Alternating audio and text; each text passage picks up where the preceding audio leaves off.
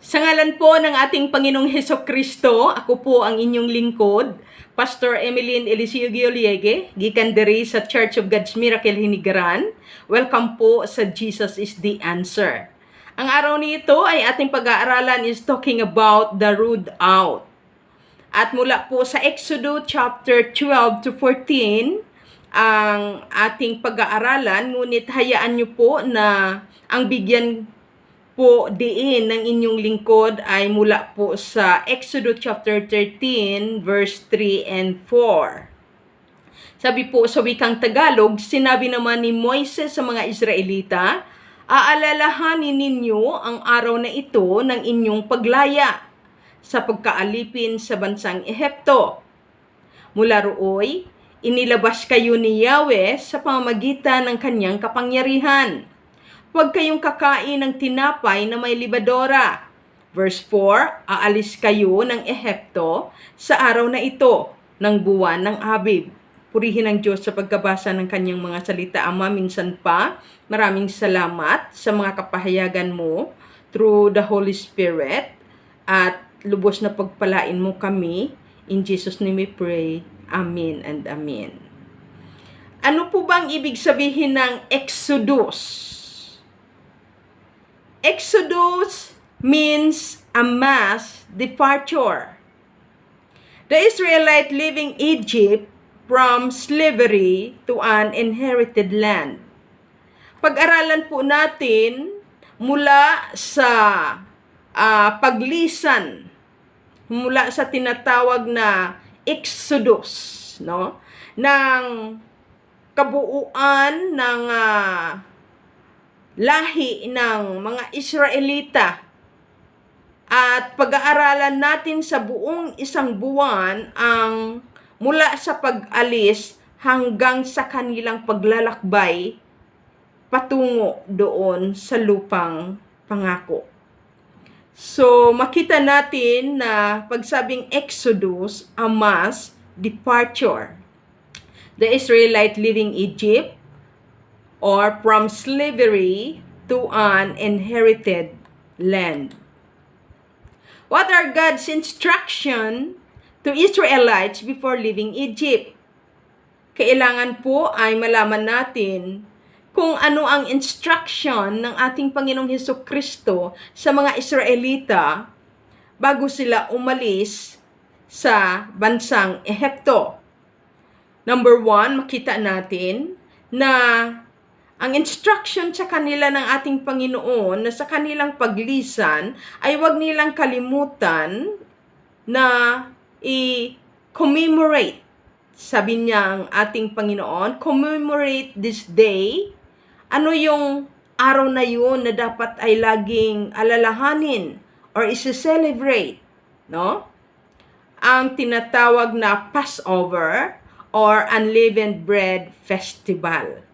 So, ibig sabihin ay hanggang mula sa mga lahi, mga ninuno ng Israelite na lumabas or umalis sa Ehipto hanggang sa kanilang kaapu-apuhan, na hanggang sa mga kaapu-apuhan nila ngayon ay huwag kalimutan ang dakilang bagay na ginawa ng Diyos sa kanilang buhay. At ano ito na dapat ay lagi nila itong i-celebrate. At sabi nga, ang isi-celebrate nila ay itong tinatawag na Passover or Unleavened Bread Festival. Sabi sa Exodus chapter 13 verse 3 and 4, sinabi naman ni Moises sa mga Israelita, alalahanin ninyo ang araw na ito. So, anong ibig sabihin? Napaka-memorable, napaka-meaningful, napakahalaga sa kanila.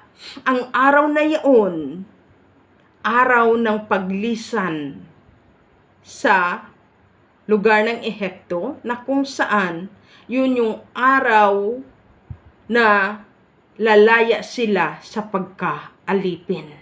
Kaya wag na wag nilang kalimutan ang araw na iyon na tinatawag nila ngayong Passover or Unleavened Bread Festival. Dahil ang ibig sabihin yan yung araw ng paglaya nila sa pagkaalipin sa bansang Ehipto. Sabi, mula rooy, inilabas kayo ni Yahweh sa pamagitan ng kanyang kapangyarihan. Makita natin, because of the power of our Lord God, no? Kaya sila nakalaya sa pagkaalipin sa Ehipto. At anong sabi? Huwag kayong kumain ng tinapay na may libadora. Sabi sa verse 4, aalis kayo ng Ehipto sa araw na ito ng buwan ng Abib. So lahat ay hindi parang wala lang, no? Lahat ng kanilang ginawa na paglisan at sa araw na yaon ay nais ng Diyos na bigyan nila ng kahalagahan.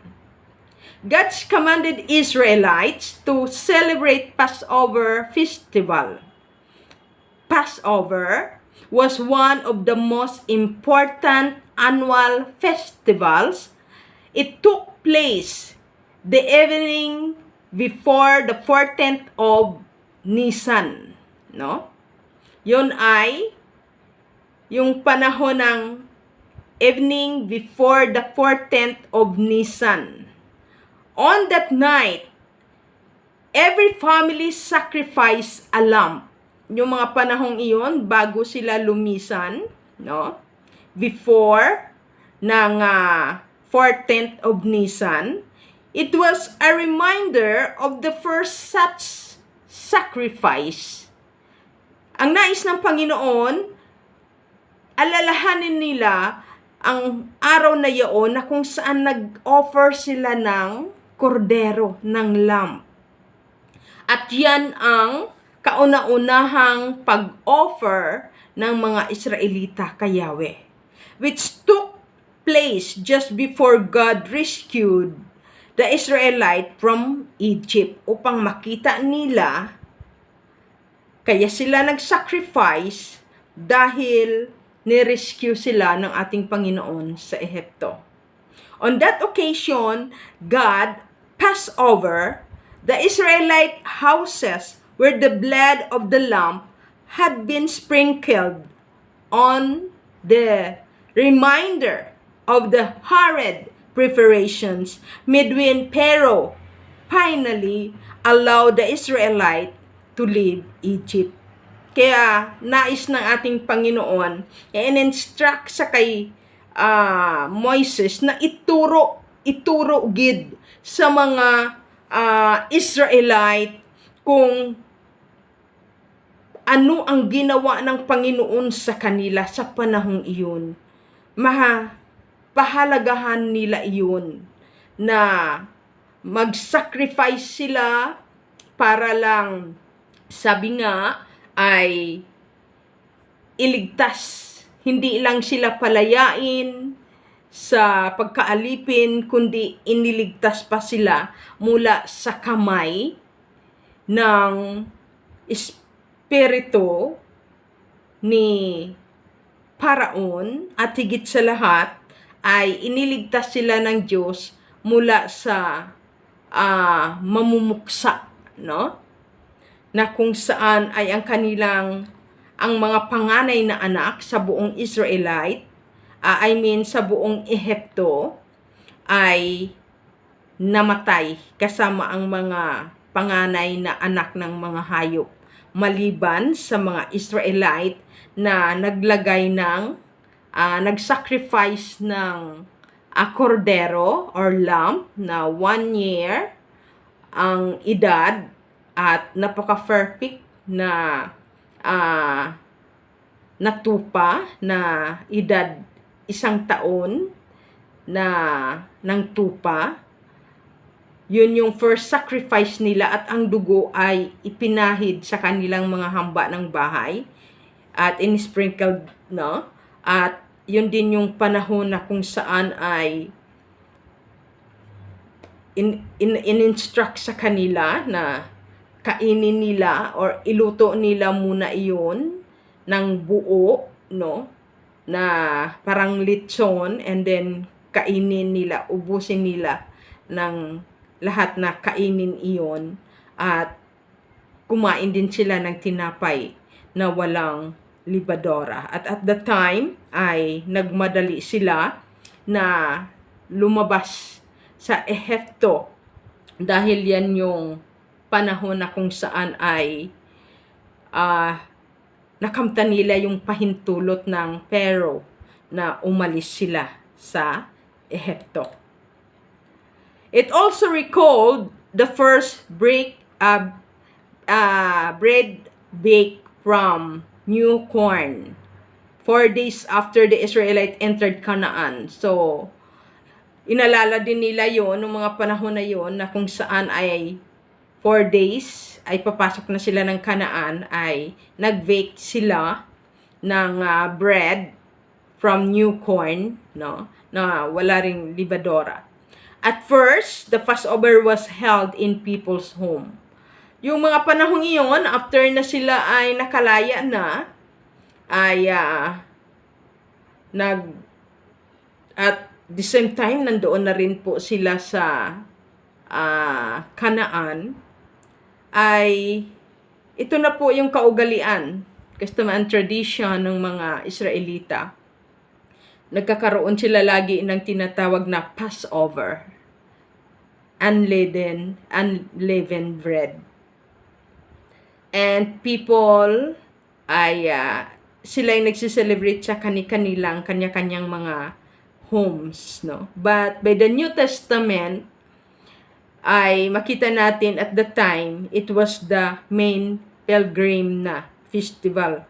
So hindi na bahay-bahay noong New Testament, kundi buong Israelite na, buong mga lahat ay sama-sama na sila, na parang isang buong bansa na nagsiselebrate nito ng festival at doon sa Jerusalem. It remains one of the most important Jewish festival today, no? At hanggang sa mga susunod na henerasyon, yan ay kanilang isinasagawa. So ano ang nais na ipaunawa sa atin ngayon ng ating Panginoon naman patungkol sa Passover Festival? Bilang mga hindi naman tayong mga Hudyo, pero bakit para sa atin mahalaga din ito, no? Yung panahon ng Old Testament, yung ginawa ng Panginoong Diyos sa mga Israelita at sa atin sa New Testament at sa ating henerasyon, bakit napakahalaga din sa atin itong Passover or Unleavened Bread Festival? Ano po ba naman niya ang kahalagahan nito sa atin bilang mga hindi naman tayo lahi ng mga Hudyo, pero tayo ay tinawag na mga hinirang ng Diyos bilang isa sa tinawag niya na nabilong sa body of Christ. This Passover festival or unleavened bread from New Testament until to our generation and to the next generation, it is the fulfillment of God's promises from New Testament until to our new generation and to the next generation and to the end of the age. Makita natin na hindi lang ito sa kapakinabangan ng mga Israelite, kundi ito ay napakalaki ring pakinabang sa atin ngayon. Ano po ba ang ibig sabihin naman sa atin kapanahunan ang Passover or unleavened bread na ginawa ng ni Yahweh na pag-alis sa kanila sa pagkaalipin at pagligtas sa kanila mula sa kamatayan. So, at kung paano din dinala sila sa lupang pangako na siyang Kanaan na Israel ngayon. Makita natin that the book of Exodus introduced Jesus is the lamb that was slain or kordero ng Diyos. Makita natin na tunay nga na ang nangyari sa Exodus ay shadow ng New Testament ngayon, ng ating kapanahunan. Makita natin na Napakalaki ang relasyon ng ginawa ng Diyos sa panahon ng Old Testament at sa atin ngayon sa New Testament until sa new generation. Makita natin na si Yahweh ay iniligtas niya ang mga Israelita mula sa kamay ng aalipin sa kanila na Pharaoh, and tayo naman ay makita natin na iniligtas din tayo ng ating Panginoon bilang pinakilala siya sa Book of Exodus na siya ang ating Panginoong Hesukristo na tinawag Kordero ng Diyos. Kung paano literal na hayop na kordero ang nagbuhos ng dugo para iligtas ang mga Israelite sa sumpa ng kamatayan. Ang sa atin namang kapanahunan mula sa New Testament ay ito na yung result ng ginawa ni Jesus Christ na inalay ang kanyang buhay sa krus ng Kalbaryo bilang isang kordero ng Diyos na nag-alay ng kanyang buhay para alisin tayo sa kasalanan. At pinapatunayan sa John chapter 1 verse 29.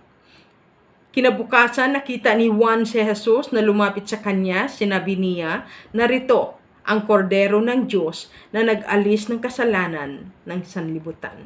See, makita natin na kung paano nagmanifest ang kordero ng Diyos noong Old Testament sa pamagitan ng tupa, ay makita naman natin na tunay na si Hesukristo mismo nagpakatao. At siya mismo ang nagsilbing kordero ng Diyos para alisin tayong lahat na sumasampalataya sa Kanya dito sa sanlibutan sa pang-aalipin ng kasalanan. At pinapatunayan sa Pahayag chapter 5 verse 12 na siya yung korderong pinatay na karapat-dapat na tumanggap ng kapangyarihan. Umawit sila ng ganito, ang korderong pinatay ay karapat-dapat na tumanggap ng kapangyarihan, kayamanan, karunungan at kalakasan, papuri, paggalang at pagdakila. Kaya kung paano napakahalaga ito sa mga Israelita, ang Passover, Unleavened Bread Festival, sa atin mismo rin na mga Kristiyano ay mahalaga din sa atin ito. Ang tawag sa atin sa mga kapanahonang iyon ay ang Unleavened Bread Festival nila, ang sa atin naman ay ang mahal na araw. Dahil sa mahal na araw, napakahalaga sa atin, kaya kailangan i-celebrate din natin, alalahanin din natin, i-commemorate din natin ang ginawa ni Jesucristo sa atin sa krus ng Kalbaryo. Kung paano pinapahalagahan ng Israelite ang Passover and unleavened bread, sa atin ganun din, pahalagahan din natin ang ginawa ni Jesucristo sa panahon ng mahal na araw. Dahil at that day, kung paano yun ang kanilang inaalala, April 3, AD 33, namatay si Jesucristo sa panahon ng Abib or na siyang Nisan, unang buwan ng mga nasa Israelite calendar, sa kalagitnaan ng March and April, yan yung first month na tinawag na Nisan na siyang Abib. Yan yung spring na ika nga ay yun yung yan yung panahon na kung saan ay tagsibol yung tag-ani, no, ng lahat ng mga pananim sa Israelites. sa Israel. So Jesus Christ was crucified during the Roman period in Judea. Makita natin na yung panahong iyon exactly din na kung saan inaalala ng mga Israelita na sila ay nagpatay ng kordero, yon din yung panahon na si Jesus Christ habang ang mga buong Israelite ay celebrate sila ng tinatawag na Paskwa. Yon din yung panahon na kung saan ay si Jesus Christ din ay hinuli din nila at hanggang ipinako sa cross at doon namatay sa cross. Jesus Christ was crucified during the Roman period in Judea, specifically on a Friday during the governorship of Pontius Pilate, who ruled AD 26 to 36. Most biblical scholars and historical data point on the spring of AD 30 or AD 33. So, exact time gid, no? Na talagang doon din sa panahong iyon namatay ang Panginoong Hesukristo na tinawag ni Juan Bautista, ni Juan the Beloved, ni Juan Bautista, no? Inintroduce siya ni Juan Bautista at the time na siya yung kordero ng Diyos na nag-alis ng kasalanan sa sanlibutan at patutuhanan sa pahayag na siya inaawitan at pinapapurihan na siya nga yung kordero na pinatay, no? At inalay. Kaya tunay nga na siya lamang ang ating dapat purihin, no? Sa langit at sa lupa is no other than our Savior, Jesus Christ, the Redeemer, no? Sabi nga, nangyari din yun sa kanya na kung saan ay pinatay din siya sa panahon ng AD 33, no? April 3 being the most widely accepted exact date, no? Yun ay Nisan or Passover or Unleavened Bread Festival celebrations of Jewish tradition at the time, at sa atin naman ay mahal na araw. 'Di ba? Nagse-celebrate tayo every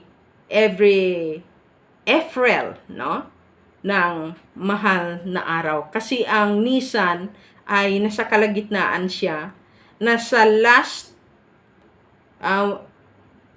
2 weeks siya ng March and first and second week siya ng month of April.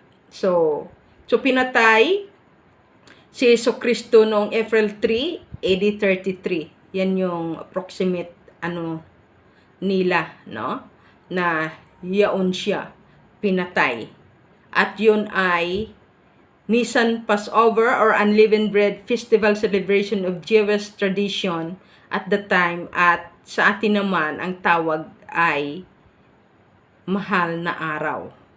'Di ba? Nagse-celebrate tayo lagi 'yan, tayong mga Kristiyano. Dahil inaalala natin ng araw na 'yun ay doon pinako at namatay si Jesus na ating Diyos, Hari at Tagapagligtas at Panginoon, no? Natin, no? Para sa atin na sumasampalataya sa Kanya. So, kung saan inaalala nila mga Israelita ang pagligtas sa kanila ng Diyos sa pamagitan ng dugo ng kordero. So, ganun din sa atin. Ganun din sa panahon ng New Testament, no? At yung ginawa ng Panginoong Hesus sa New Testament, until now, sineselebrate din natin ang mahal na araw every April, month of April.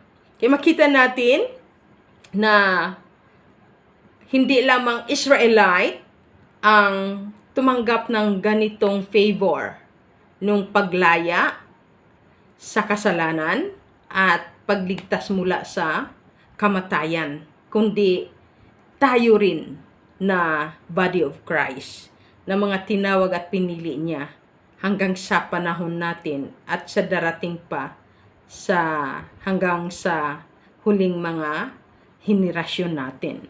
So, upang lumaya sa pagkaalipin, no? At lumaya sa tinatawag na kasalanan, no? Alipin ng pagkakasala at iligtas sa kamatayan, yung pangalawang kamatayan sa impyerno sa atin namang mga Kristiyano. Either AD 30 or AD 33, during the reign of Roman Emperor Tiberius Caesar and Jewish High Priest Caiaphas. So makita natin at the time sa John chapter 19, 14 to 16, pinapatunayan dito na verse 14, araw noon ng paghahanda sa Pasko. See?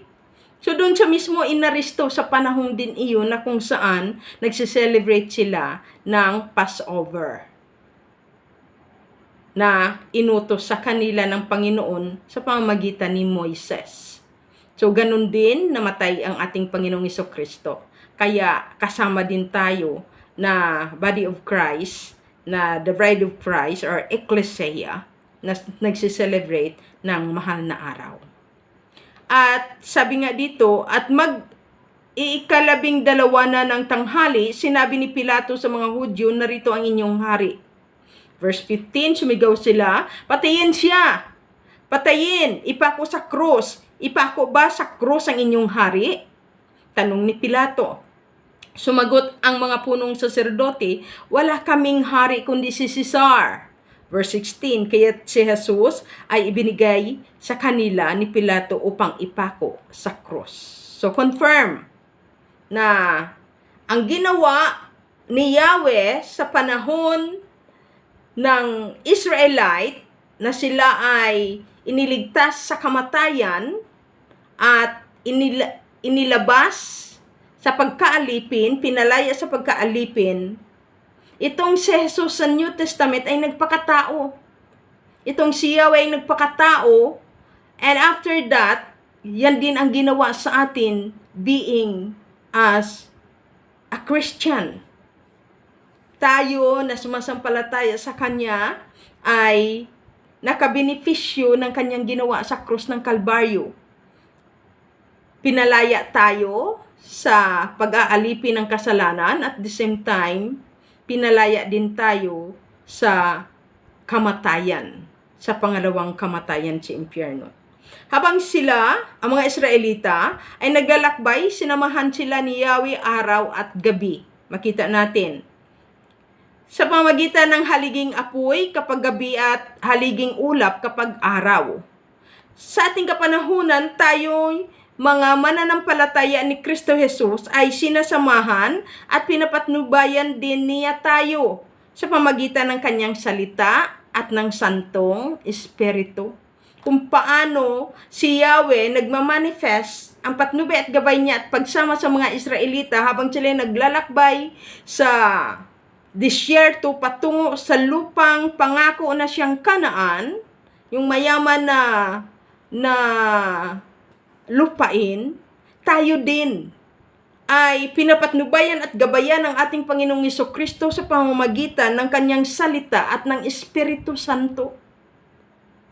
Habang hinihintay natin ang kanyang blessed hope upang dalhin tayo sa lupa niyang pangako sa new heaven and the new earth. See? Ang sarap ng favor ng Diyos sa atin. Kung gaano kahalaga sa Kanya ang Israel, mas mahalaga din tayo sa ating Panginoon. Kaya sino tayo upang ibaliwala ang pag-ibig ni Kristo Jesus? Na kahit hindi tayo lahi ng mga Hudyo, ay binigyan niya tayo ng pribilehiyo na manalig tayo at tinanggap niya tayo na Kanyang mga anak. At pinalaya tayo sa ating mga kasalanan at inalis niya tayo doon sa destinasyon ng pangalawang kamatayan sa impyerno. See? Sabi nga, upang makarating tayo sa lupang pangako ng ating Panginoong Jesucristo sa langit na tahanan, Kanyang inilaan sa ating mga sumasampalataya. Can you imagine? Langit na tahanan, ang sa atin ay Kanyang inilaan. So upang tayo ay maborn again, we are born in spirit. Yan ang ginawa niya sa atin. John chapter 3 verse 6 and 7, ang ipinanganak sa laman ay laman at ang ipinanganak sa espiritu ay espiritu. Kaya naging anak tayo ng ating Panginoong Diyos sa pamagitan ng ating pananampalataya sa ating Panginoong Jesucristo. Tayo pinanganak sa laman, ngunit sabi nga, tayo ay na-born again sa pamagitan ng kanyang mga salita at ng Santong Espiritu. Kaya nung sabi sa verse 7, huwag kayong magtaka sa sinasabi ko sa inyo, lahat ay kailangang ipanganak na muli. So purihin ang Panginoon dahil ipinanganak tayo muli sa pamamagitan ng salita at ng Santong Espiritu na siyang pumapatnubay ngayon sa atin habang tayo'y naglalakbay sa mundong ito at hinihintay ang pangako ng Diyos, the blessed hope, the rapture, upang tayo'y ilaan doon sa pangako niya na new heaven and the new earth, langit na tahanan. Nasa atin ay kanyang inilaan bilang mga tinawag at pinili niya at hinirang. Kahit hindi tayo lahing Hudyo, tayo yung mga hinirang mula sa kadiliman inilipat sa kaliwanagan. So dahil sa dugo ng kordero na ang ating Panginoong Jesucristo tulad ng mga Israelita, tayo ay pinalaya sa pagkaalipin sa kasalanan at magtatamo ng buhay na walang hanggan sa lupang pangako ng ating Panginoon, bagong langit at bagong lupa na ating maging tahanan magpakailanman. See? Napakaganda ng pangako sa atin ng ating Panginoon. Kaya my dear brothers and sisters in Christ, lagi nating alalahanin ang Passover or unleavened bread na kung saan ay ginawa iyon ni Yahweh sa mga Israelita at ng ating Panginoong Hesukristo sa ating kapanahunan, sa panahon ng mahal na araw. Kaya purihin ng Diyos na ikaw at ako ay napasama sa pag-aalala sa napakahalagang selebrasyon na ito. Ang Passover and unleavened bread, kalayaan mula sa pagkaalipin ng kasalanan at kaligtasan mula sa kamatayan. Purihin ng Diyos sa buhay ng